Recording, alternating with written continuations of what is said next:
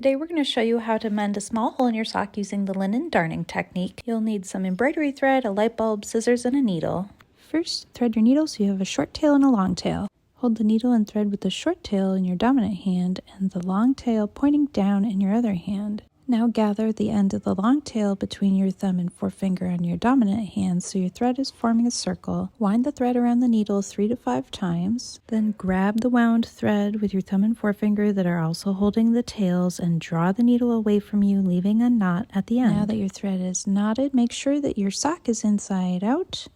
And put your darning egg, dead light bulb, plastic Easter egg, or whatever you're using into the sock. Insert the needle 1 to 2 centimeters away from the hole into the fabric and bring it back out again a couple millimeters above where you inserted it.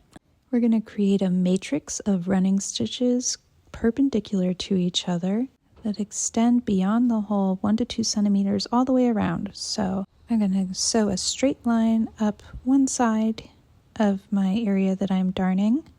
My stitches are going to be a couple millimeters wide, as small as I can make them, because the goal here is to reinforce the fabric that's wearing thin. When I get to the top of my row, I'm going to turn around and come down the other way, leaving a little loop of thread at the top so that my thread has some give in it, and trying to alternate my stitches row by row.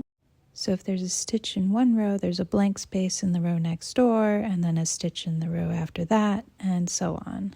Next, I'm going to rotate my work 90 degrees and create rows of stitches running perpendicular to the stitches I just made. Now I'm going to be trying to weave my stitches over and under the stitches that I made before, making sure to alternate whether I'm going under or over on each row. For example, if I go under this stitch and over the next stitch, under this stitch, over the next stitch, under this stitch, over the next stitch, under that stitch, then when I come back, I'm going to go over this stitch and under the next stitch.